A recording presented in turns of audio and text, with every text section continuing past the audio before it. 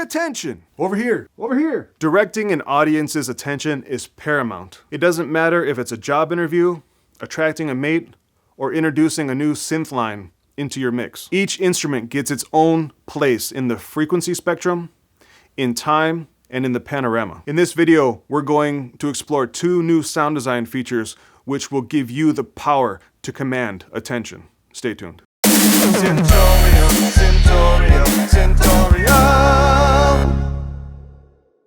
Hey, I'm Michael Carrillo, aka Hexspa. Welcome to my channel.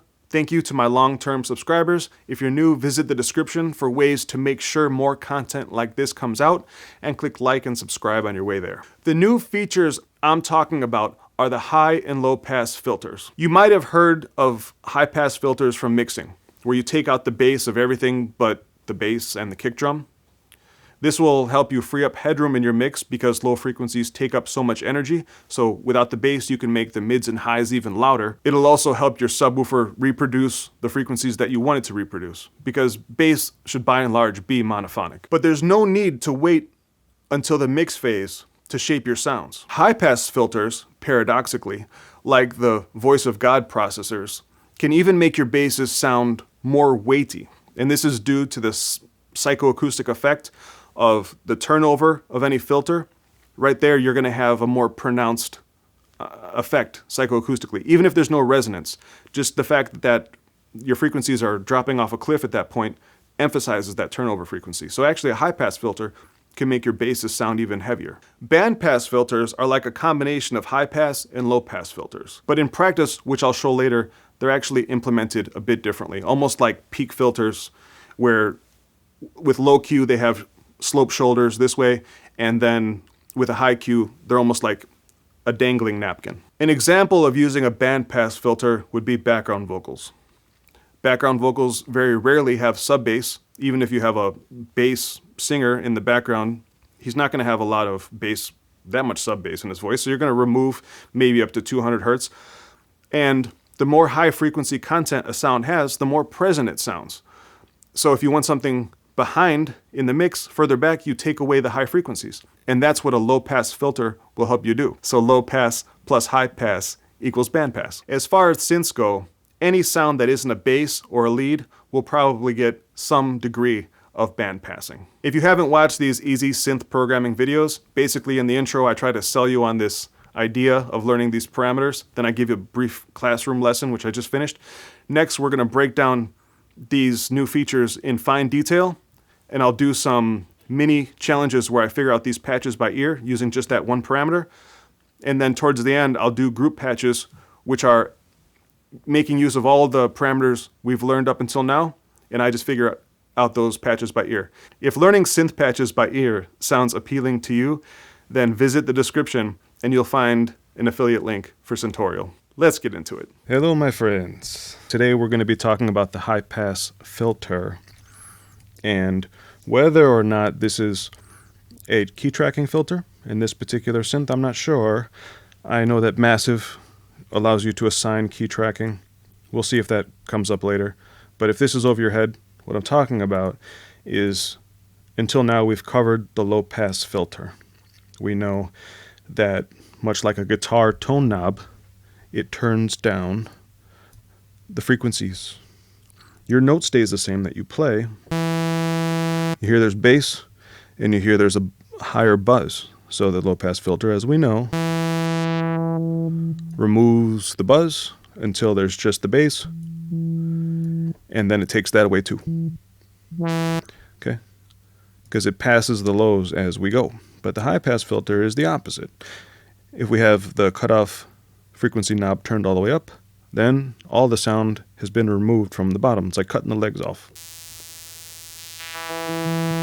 And then we paint. So, your cutoff knob can be anywhere. You switch between the filters.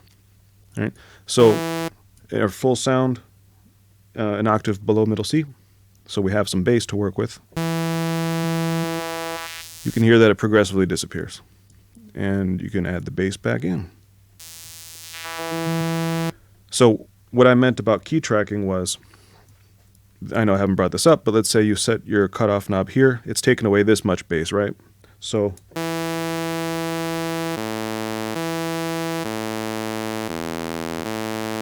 as I play lower, the note sounds thinner.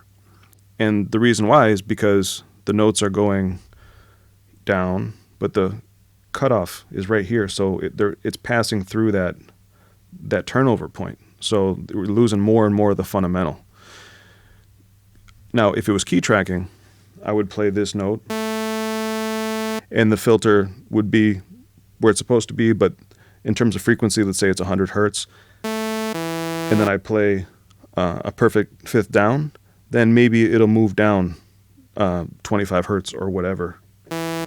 Or, from 100 to probably not 50. That would be an octave, but it moves in sync with the range that you're playing. I know that low-pass filters can be made to work like that, I don't think this is based on how it sounds. A little bit of an advanced topic right there, but this high-pass filter is the exact same filter that you use when you're mixing to take away bass from everything that isn't the kick or the sub or any low-frequency effects you might have. So in this case, we're using it as part of the sound design phase, which is obviously much earlier than mixing, but Ethan Weiner will tell you that mixing is sound design. After all, you're adding reverb, you're using compression to alter the amplitude envelopes of things, and you're applying filters to affect the frequency response. So that's pretty much sound design. And now let's do a few challenges where I'll be listening to a very simple patch with just a high-pass filter to use. It's obviously very high.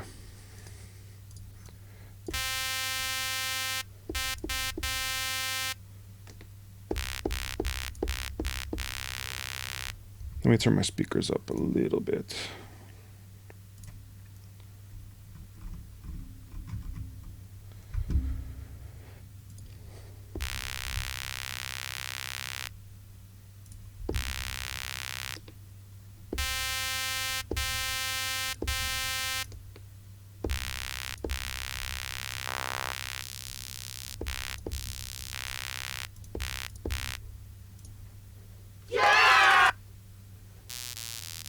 Even higher.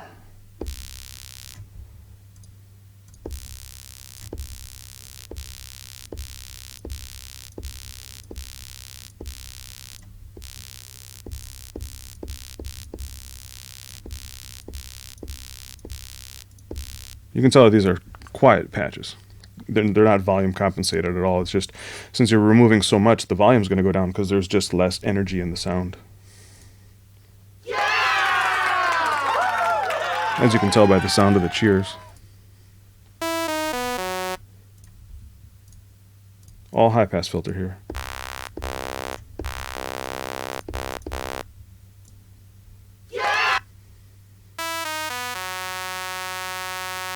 Obviously, one of the cool things, just to reiterate about Syntorial, is that you are isolating individual elements and then listening by ear.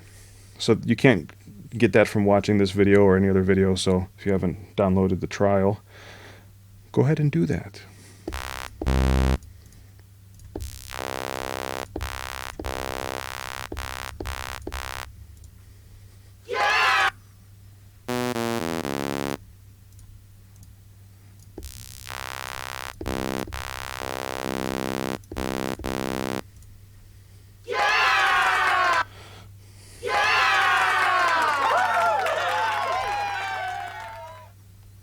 In this next little demonstration, we'll be talking about the bandpass filter.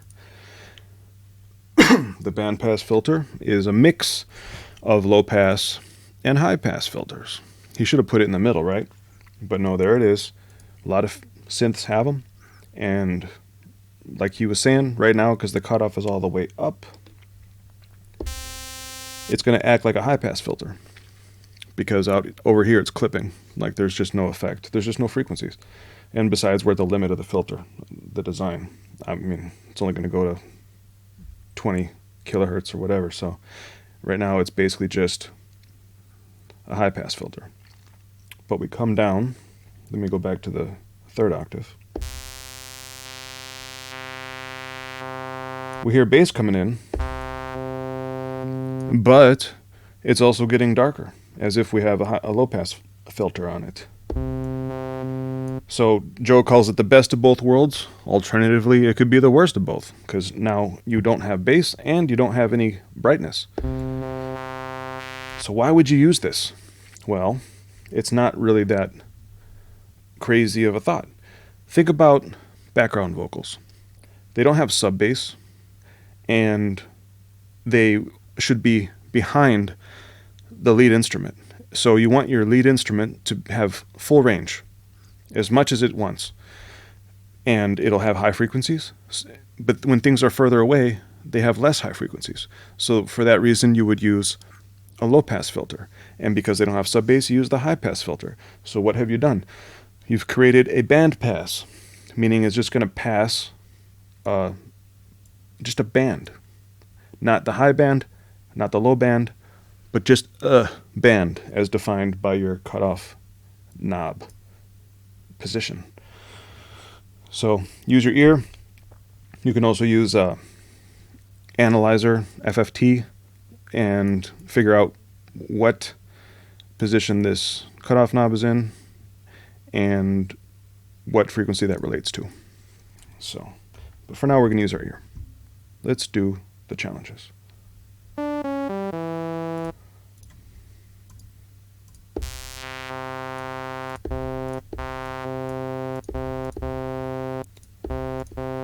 I'm listening through a mix cube. I have a full range system as well, but the mix cube is fine even though its frequency is down 3B at 90 Hertz and 3 dB at around 10 kilohertz. So I can't hear the tops or bottoms. I can flip over, but it's sufficient just to listen. Since we know that it's a bandpass filter, it's sufficient just to listen for the darkness.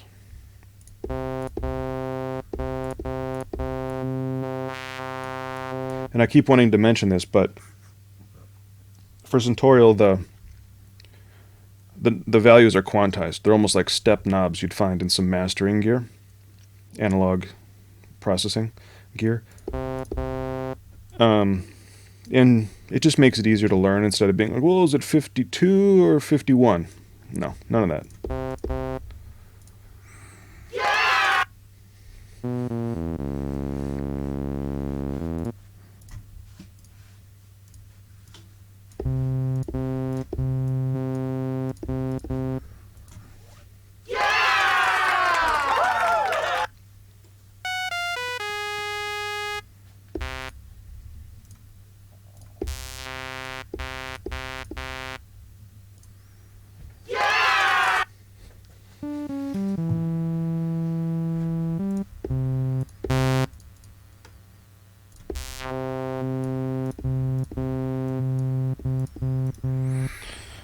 I should mention, we'll probably talk about it in the future, but the bandpass, it's not just a fixed Q, meaning it's not just a high pass and low pass and there's no resonance. You can indeed add resonance to it.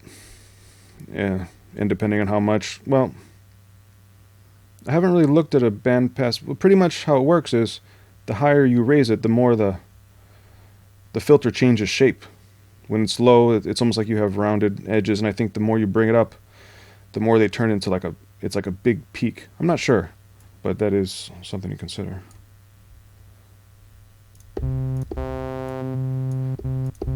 I mention that because at every frequency it almost sounds like it has a bit of a resonance to it. If only by the effect that the high and low pass filter aspects of this create. Because the frequency is more prominent at the cutoff.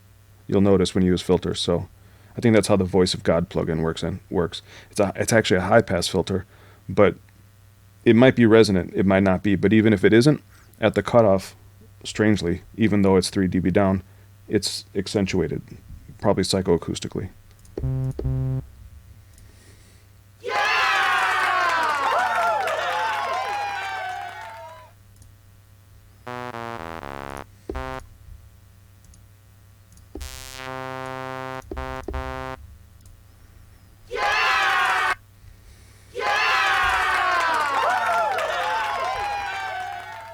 Let's see what's next. At this point in the lesson, I will demonstrate all 3 filter types with the cutoff knob. As you'd expect, The bandpass, even like we mentioned, when high, is going to sound like it's mostly acting as a high pass. Let's listen to it.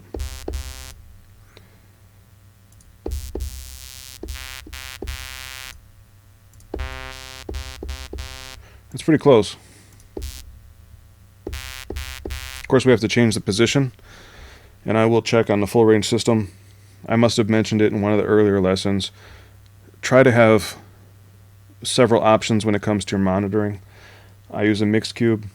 You can use that or an actual Auratone or one of these Behringer ones.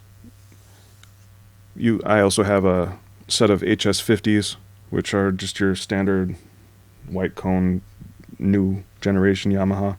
They're actually the old ones, but they work for full range. I have a sub, although I'm not using it, and I have headphones. So sometimes, especially the first time I went through this, I had to use all of those.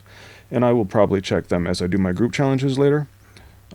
So if you only have headphones, sure, you can mix and do everything you want in headphones, but there are advantages to having speakers. I'm not going to tell you can't mix in headphones, but I wouldn't. Let's do this. So I was thinking bandpass. Let's listen to it.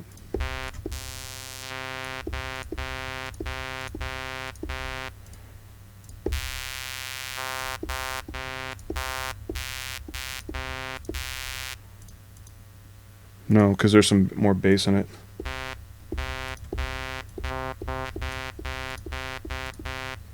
Listen a little lower.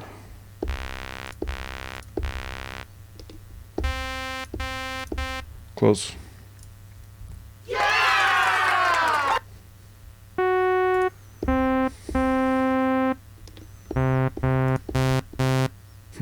Let's try low pass.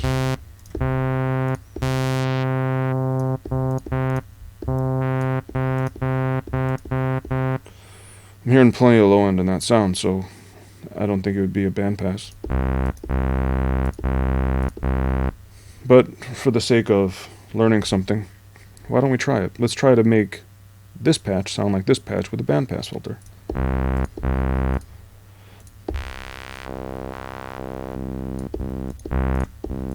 No way, this one's just too fat. We'd have to turn up the volume on the other one. We can't right now. But listen to how much thinner that is. Let's make it equally dark at least. Right? The top end sounds pretty similar. But you hear how the cutoff frequency is emphasized, and that's because you have the low pass and high pass. Tell me I'm wrong. Low pass. So we still get all that weight, but equal darkness. Yeah!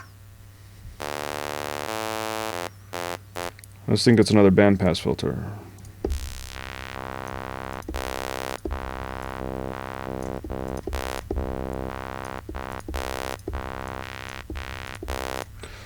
No. We can't match it, so...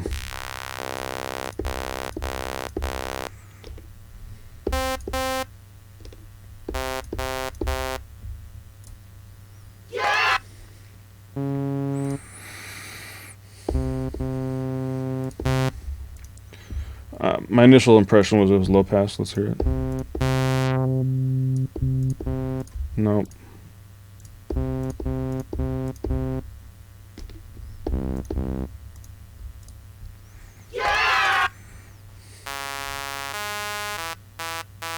I love how when you click submit, it like says checking. Like, yeah, it's like it's got enough time to look twice.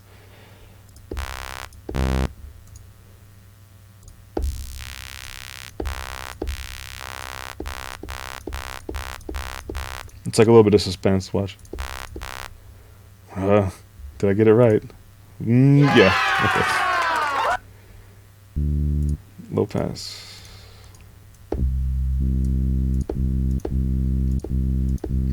Let's check the bandpass.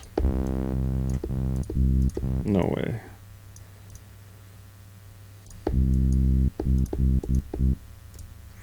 Yeah! Yeah! Alright guys, so I figured out how to show you this. I can't show floating windows in OBS, at least not the plugin one, so I docked it. Here we have a bandpass filter. Note that this is one filter. I do have a high pass filter and low pass filter here, but this is just an actual bandpass. Check it out.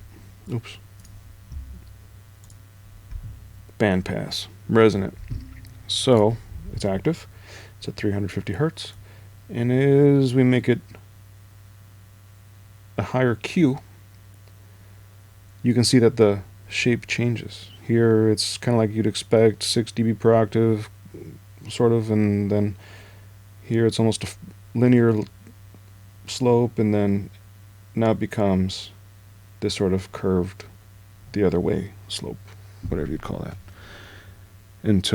So it's almost like when you do auto listen and you kind of come through, it looks like pretty much the same, except we can get more narrow with this.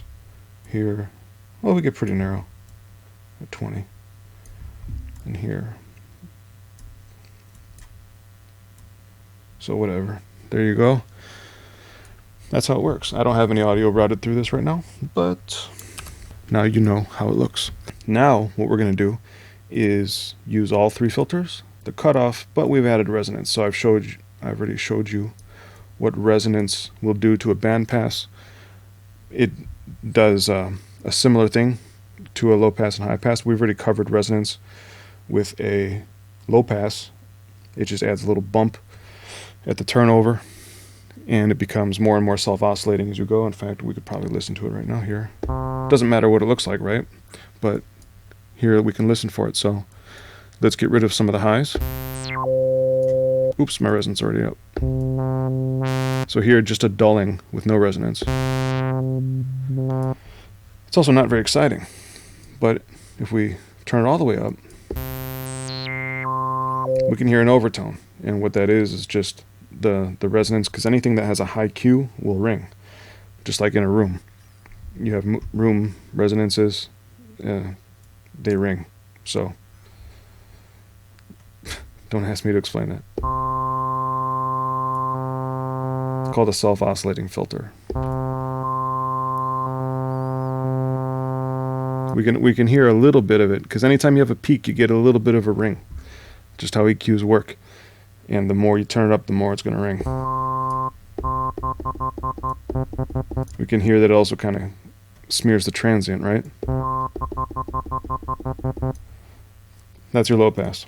If we do it to a high pass, I don't really see a lot of resonant high pass filters, but apparently they exist, so. Oh yeah, like I was saying about the voice of God, it's probably like a resonant high pass filter. What am I talking about? You can hear you get a bass boost. You would think that high pass filter always makes it sound thinner, but not necessarily. Once again, we talked about even without it. Here it kind of emphasizes that frequency. Just slightly. So when you mix, you'll take out perhaps anything below your fundamental. Might be 32 hertz, it might be 44, but it'll actually make it sound tighter, because it's less flabby with all that rumble, but you're going to get a little bit of a boost right there, whether you use any resonance or not. So high pass filters are not necessarily for making things sound thin. Something to keep in mind. And then the bandpass. It pretty much itself becomes the resonance. It doesn't boost. This kind of sounds boosted because it's ringing. But let's compare it to like a low pass at the same. See how that sounds louder?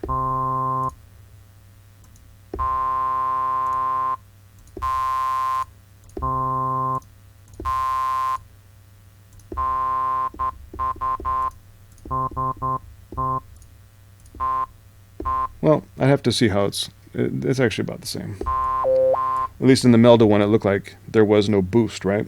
It looked all subtractive. Maybe this one works a little bit differently, but let's figure it out.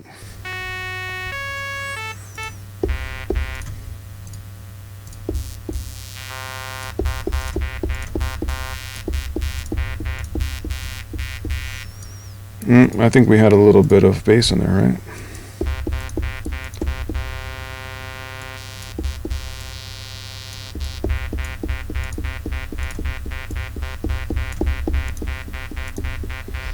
Just a little bit.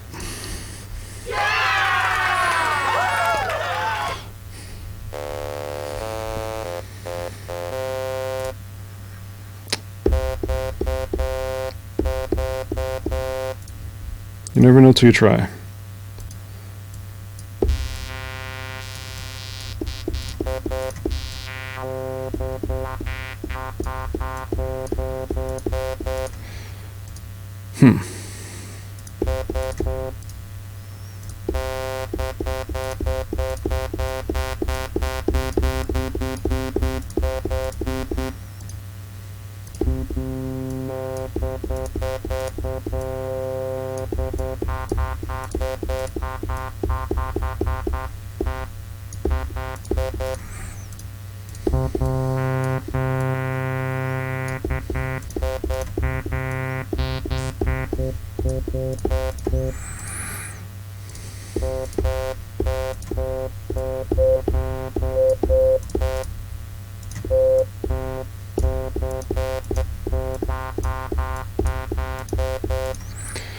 Huh.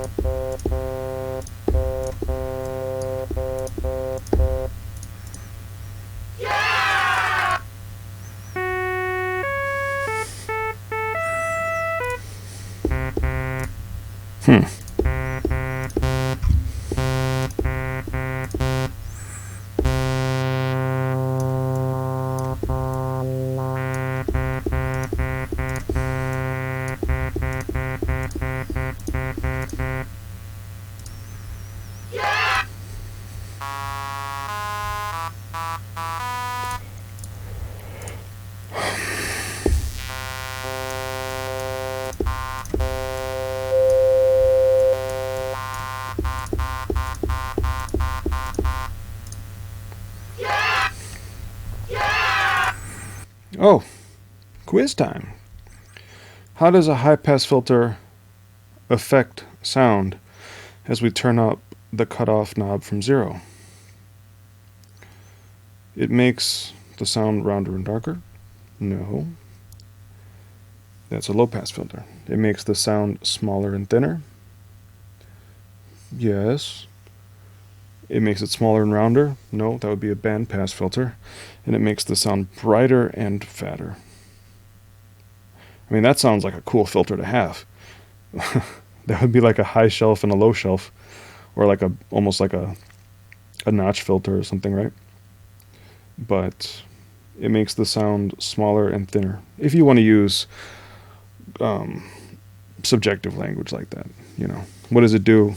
It progressively removes low frequencies at a slope defined per octave. Comes from analog filters, which each pole is like 6 dB per octave. So if you go from 100 hertz to 50 hertz, you're going to lose 6 decibels. You're going to actually be down 3 decibels at 100 hertz, and then you'll be down 9 decibels at 50 hertz. So the cutoff is defined by down 3 dB at that point. That's the cutoff. It's not where it starts to go down. It's down 3 dB. So 6 dB per octave. If you were at 100 hertz, at a 50 hertz, you'd be down 9 dB. Because 6 plus that initial 3. But if you want to use little language like this, then it makes it smaller and thinner. What do the high pass and band pass filters have in common? They're both filters. They're both great for making fat sounds. Yeah, in a way. They're both great for creating small sounds. Well, yeah, they do that. They both always let the high pass through. No, only the high pass lets the high pass through. They're both short-tempered. Like, what? High pass and band pass, they make smaller sounds. They let the highs pass through? No. Making fat sounds? I mean, what? High pass and band pass don't always let the highs pass through. Or do they?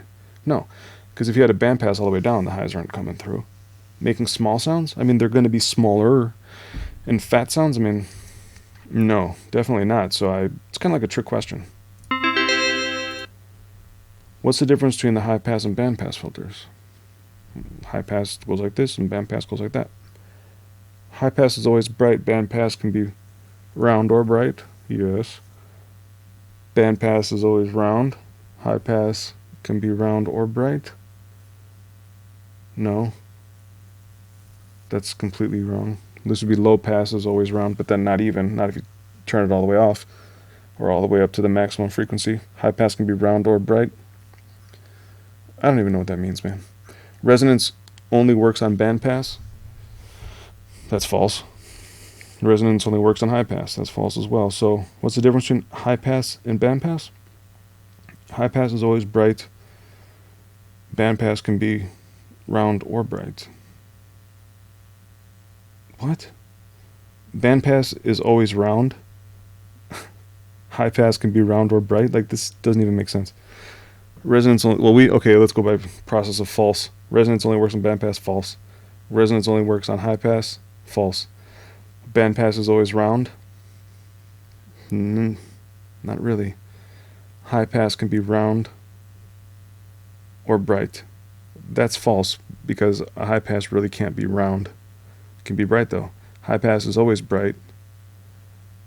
I mean, kinda. And band pass can be round or bright. I guess this is true, at least. So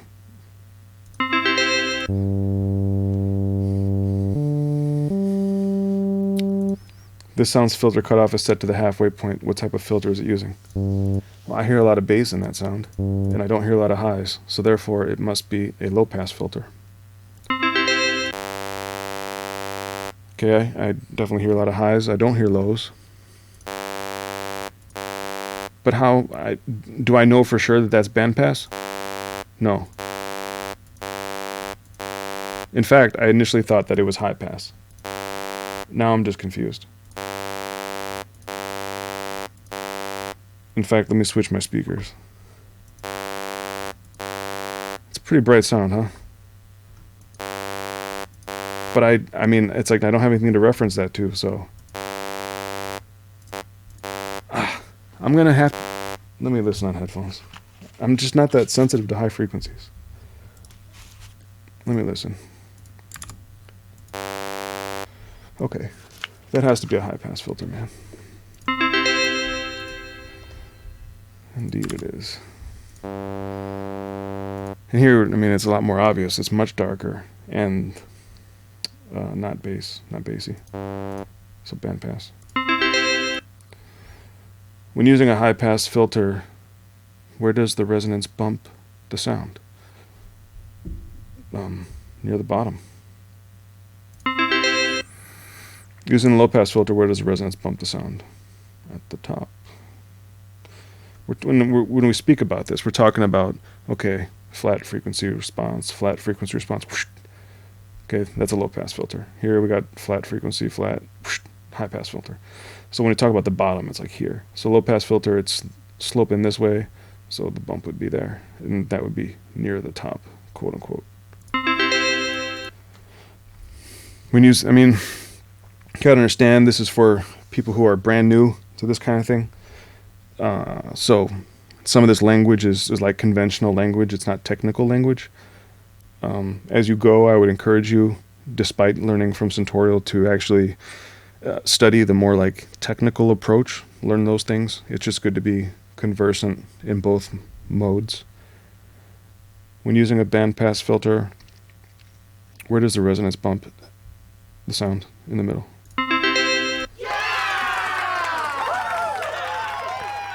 Okay, I think we're going to get into groups. Okay, yeah. So we're going to get into groups now. Like I've been doing lately, I'm just going to pause the video as I work through the sound. I mean, sometimes it's frustrating and you got to take a break. There are like 6 or I don't know how many questions after all, and that's a lot of knobs to be turning and things to listen for, because it's pretty much everything you've learned up until now, and it does get harder. So I'm going to pause. Hopefully this was helpful, and I'll wrap up the video with the A shot. Thanks for watching. Patch 1 has a filter on it. Let's take a listen. So you can hear it's boxy, so the filter's turned to the mid-range. We know that there's going to be resonance on it. The question was it a bandpass or what? We know when we come down to the 3rd octave, there's not a lot of bass. 2nd octave. So it's either a high pass or a bandpass. But let's listen again.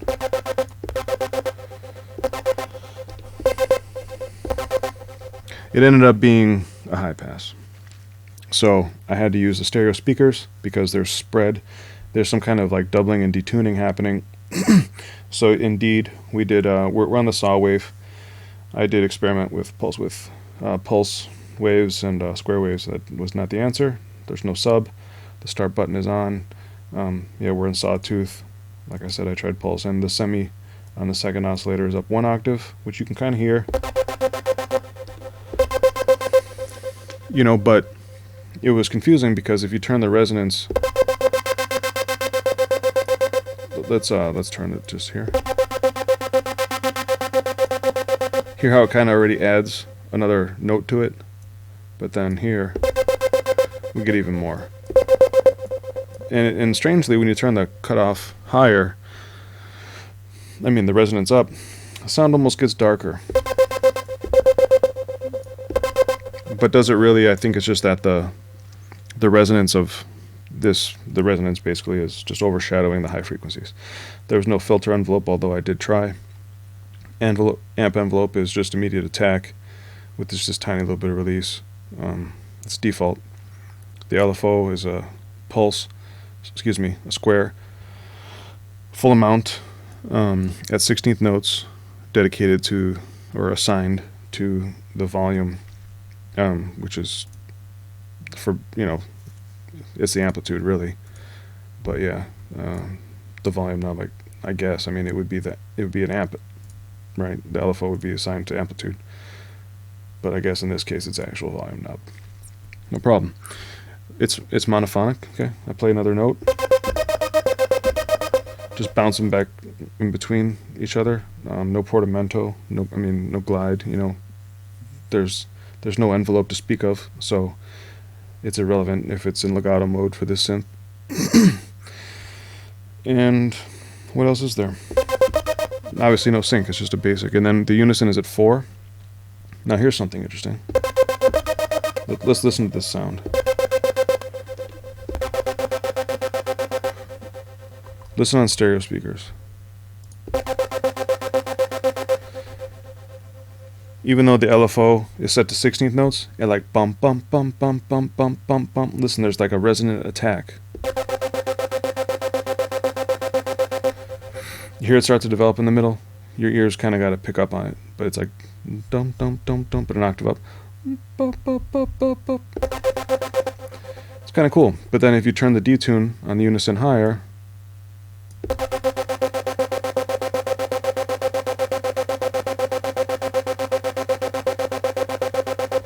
it's almost like it goes to quarter notes and you end up with triplets, so it's like bum, bum, bum, bum, bum, bum,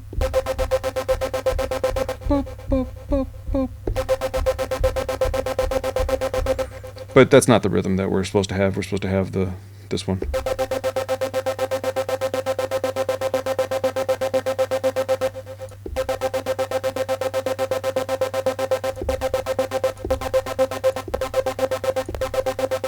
Okay.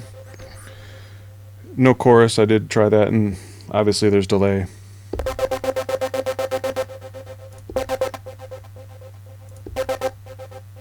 And it's spread out to the side, so we have the spread up. The time is fine, the feedback is right, and the mix appears to be right.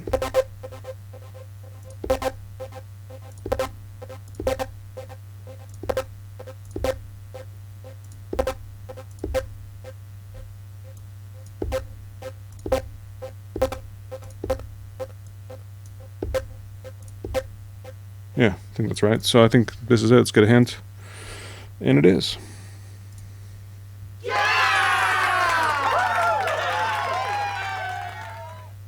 Alright, for this second patch, it ended up being chorus. That was the kicker. Let's listen to the sound.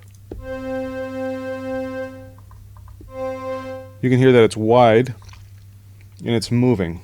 So that means it's not going to be doubling and detuning, at least not on its own, because that doesn't create a wide sound, and it's not going to be pulse width modulation with the LFO because that doesn't create a wide sound either. Those will both create mono sounds. The only thing creating stereo in this synth as of now are these effects from here on over. So I did try unison with a bunch of spread. That didn't quite give it to me. I did try chorus initially, I think, and it wasn't working. And it took me, it's like I thought I knew what this was, this oscillator section with the two sawtooth waves set to a 50% mix, and the second one tuned up an octave. I mean, all that I kind of had. But then once I started getting closer, sometimes you sound further away. The first thing I set was the polyphony, which is 6. I think there's no real easy way to test that by ear. You just, what I'm doing is like root, octave, fifth, and then start to add in some more dissonant notes. Because it's not going to be two voice, that would be obvious. So it doesn't matter if the second voice disappears.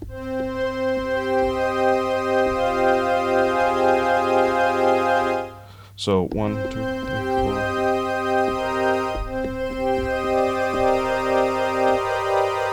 Right on that 7th note, you hear that that low. Well, it's not really a low C; it's middle C disappear. So yeah, no portamento that I'm hearing.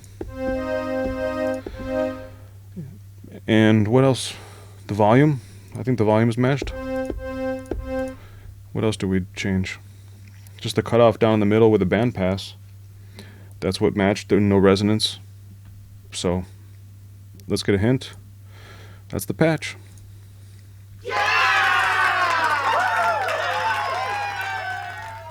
Next patch. This is patch 3. Let's take a listen.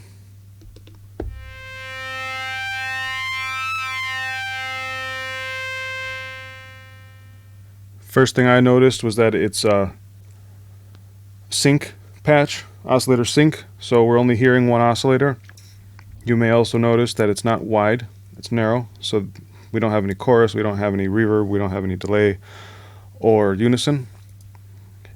So I set up the pitch mod first. We know that it's a somewhat slow attack and somewhat slow release.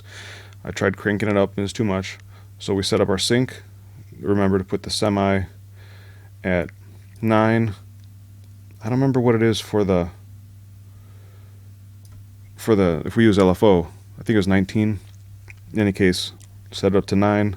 Otherwise it starts at with no effect. And you hear that it already has that whistle sound in it right away. It's already kind of harmonizing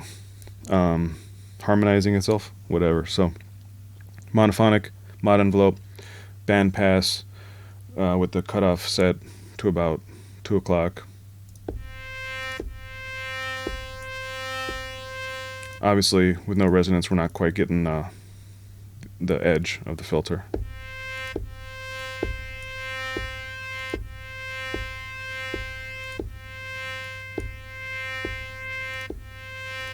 But it's not that whistly.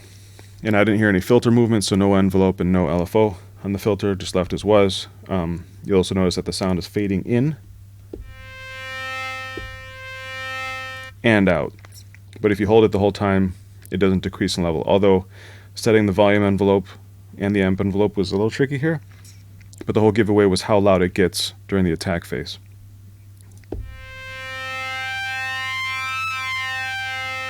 Like right there, it never gets louder, never gets quieter. But if you were to set the sustain level lower, and then crank the volume. We can try that.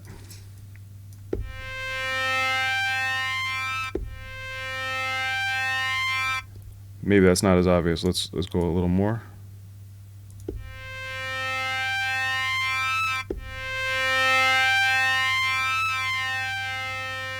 See, I mean, it's obviously wrong, but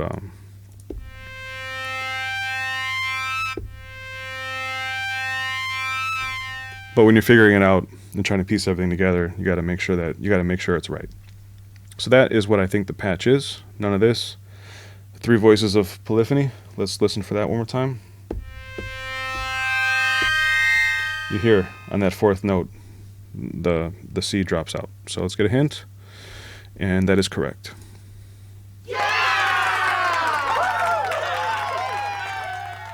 Next patch. This 4th patch, I'm pretty sure that I have. It's reverberated. It's obviously got some kind of modulation. To me, it sounded like pitch modulation. It turned out that's what it was. You know, is the reverb the only thing creating that release or that decay?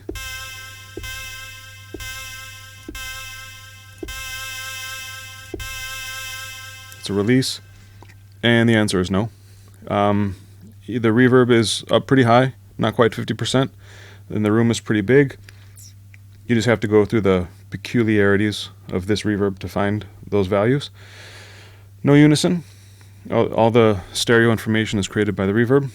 The pitch is assigned to oscillator 1, and there is some doubling and transposing here. We're in a narrow pulse wave, and the second oscillator is tuned up 1 octave. We have 4 voices of polyphony.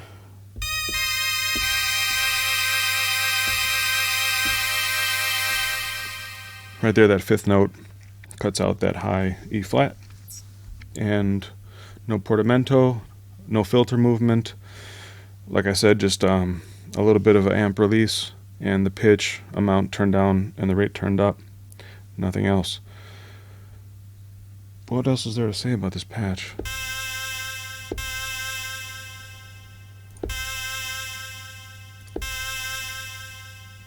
Yeah, not much. Other than it wasn't too different than sawtooth waves. Narrow pulses and sawtooths are not all that different. You just get a little bit more of that ducky sound. Let's get a hint.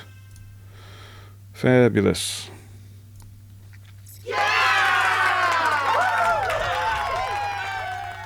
Next patch. This 5th patch is a little strange because it's hard to describe. It's got a hollow sound, and it's got some modulation, or it sounds like modulation. It's not very transient heavy. It's kind of a smooth attack, so that's why I bumped up the amp attack here to 150 milliseconds, and the sound does not abruptly cut off like this. It's not like that. Just a gradual let off. I don't hear any reverb or spaciousness. I don't hear that it's stereo. Obviously it's thin, so that was kind of a giveaway that it's not a low-pass filter. I end up with a high pass with no resonance. This ended up being 2 square waves, doubled and detuned, plus and minus 3 cents. Remember, in this synth, and maybe your own patches, you want to have symmetrical detuning to keep the center frequency, even though it's invisible. It's like a phantom center frequency, but it's around a pitch axis anyway. Unless you do just like 1 cent, obviously then you're stuck, but that'll give you maybe like an old oscillator, old vintage out-of-tune synth sound, and that this is not that dissimilar. I think the tricky part about this patch is that it is a high-pass filter with square waves, so you expect a square wave to be heavy, but this one is not. So I don't think there's anything more to say about it. It's got glide, so the portamento's turned up a little bit, and that's it. Very simple. Let's get a hint. Yes. Yeah! final patch. So this final patch was thankfully very simple. It's kind of a ducky wobble sound. Let's take a listen. Obviously it's got delay on it, so that was the first thing I set up. The feedback is actually turned down in the mix because it's just really two repeats. So that was the first thing. Also, you'll notice it's a little bit dark, but if you play in lower octaves, it's not very bassy. So that means it's dark and bassy. So dark and not bassy. So it's a bandpass. The resonance is turned up pretty high.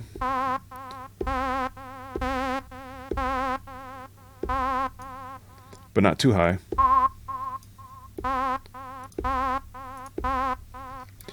Start button I didn't even check. Sawtooth wave, no transposition, no detuning, nothing. Basic.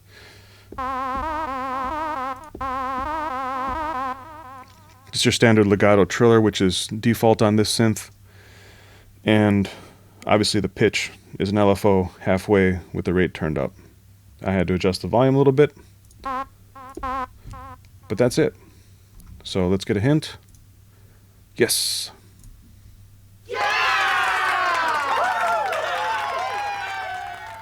Back to the A-cam. Hopefully by now you have a better understanding of how to carve away sounds that you don't want your listeners to hear. By doing this, you're directing them to focus on the parts of the sound that you do want them to hear. The applications for high-pass and bandpass filters are really only limited by your imagination.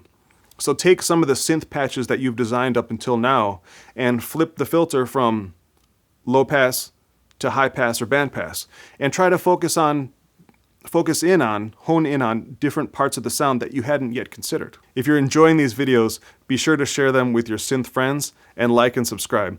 You can also visit the description to find links on gear that I recommend, as well as a link to an article that I wrote. I write articles for all these videos. Thanks for watching. I'm Hexpa. Peace.